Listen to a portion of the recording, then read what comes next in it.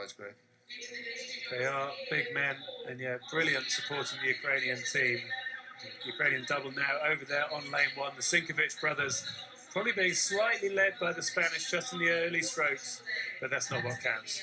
No, it's interesting. The Sinkovic's were a couple of seconds quicker in the heats than the Spanish, but you know, the Spanish will have known that, and I think, you know, it's fair enough for their coach Paul Jean Hansen, who I have to say to them, you know, let's just make sure we've got good connection with the Sinkovic's in the first quarter. They're not going to be afraid of the Sinkovic's at all, the Spanish double, are they?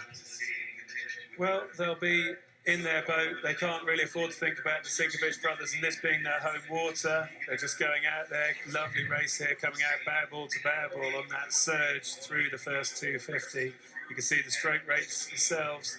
The Sinkovic is slightly lower, but not a huge surprise there. So I was talking to Niels van Vega, the Belgian lightweight athlete, about the Sinkovic brothers, and he kind of said they had too much power in the Worlds last year. The kind of boat was sort of bouncing a bit.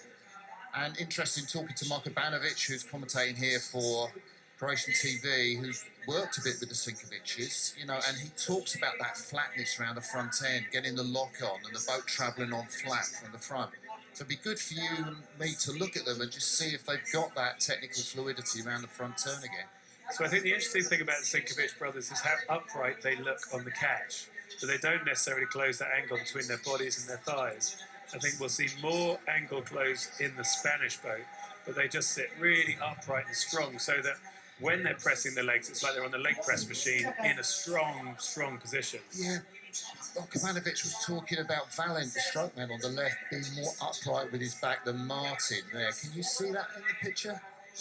Yeah, I think perhaps you can see a little bit more movement, as you say, from Martin in the bow seat. You know, Valent's had his problems with his back injuries. Yeah. They wear those Red Bull caps. Red Bull have supported them with their medical support as well, going to that centre that they use. But I can see how they could overpower it by almost kind of kicking at it.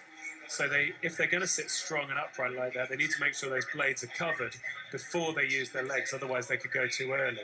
But they're demonstrating how to scull this way pretty well, I think. And of course, it is the mark of an athlete to come back from disappointment. You know, to say it's never easy to win like the Sinkovic's win, but you know, they came fourth last year. They were very gracious about it, but they knew it wasn't good enough. They know they want to win gold. They've got to beat the French in the Paris Olympics on their home course. The standard has to be so much higher than they set last year.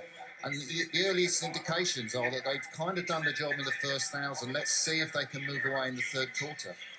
Yeah, can't judge it too much until the whole 2,000 metres is done. But I guess if you're going to lose in an Olympiad, then losing at the first World Championships is probably a good place to do it, to have that correction. And then they've been able to work on it through this winter. And let's see how they finish this race, how they can take on this second 1,000. And then, of course, we'll see them racing again later in the year. Budžić and Filipović, well, I guess they were unlucky to be in the C final. They were just out of it in the semi-final last year. They're quite close up for third place, overlapping the Spanish silver medalists. If they can hold on to a bronze medal position, that will be great for the Serbians. Yeah, good call, Martin, because we're obviously looking in on the Croatians, getting lots of pitch to them. But I think that push from that Serbian double over there in lane 2, they're doing a pretty good job, I think, to stay with the Spanish and could even move on them. Yeah, shout out to your old sparring partner, Nikola Stojic, the Serbian who coaches, it seems, every crew coming from Serbia. He's working with that Serbian double over there on the far side. Very nice down at the front end. Makovic has got particularly nice front end, doesn't he? Stojic, maybe could get a little closer with 750 metres to go. The Sinkovic's are moving out. That move that I was sort of questioning if they could make in the third quarter. Yeah, well, look, here we are with this Serbian double, and as you say, they're sculling well. Alex Betet sitting there in the bow seat. He's a strong, fast man. Did that 6:43 in the single back in 2020. Yeah, Serbian record. Serbian record, pretty good record all round, really. Started running back in 2008. He's had a tough winter, challenging on the ergo, he says, but he enjoys playing games, he enjoys being out there racing, and he's right in the race now for this big last 500. And I can see him coming back on the Spanish here. They are moving back on the Spanish. Estonia in 4th place, Ukraine in 5th, Serbia 2 back in 6th place. But this is all about the Sinkovic's in the last 500. Look at yourself, look how flat they are on the drive. There's the reverse angle shot. That's the other Serbian double, isn't it? But I think the shot really was able to see the cyclists following all the going along here on this lake. And I mean, they're giving the crowd exactly what they want, sculling just as we've always remembered them. Most of the time right up there, good clear water ahead of the Spanish and the rest of the field. The Serbians really trying to come back at that Spanish double. They're both up in the rate, 39, 41 strokes a minute. You can see it, only 250 to go now. And you can see the gap between them, 2 meters between the Spanish and the Serbians. But Croatia well clear here. It's just what the crowd wanted. It's just what Niki Bralic, the Croatian coach, wanted. It's just what Valentin Martin Sinkovic wanted. A win on their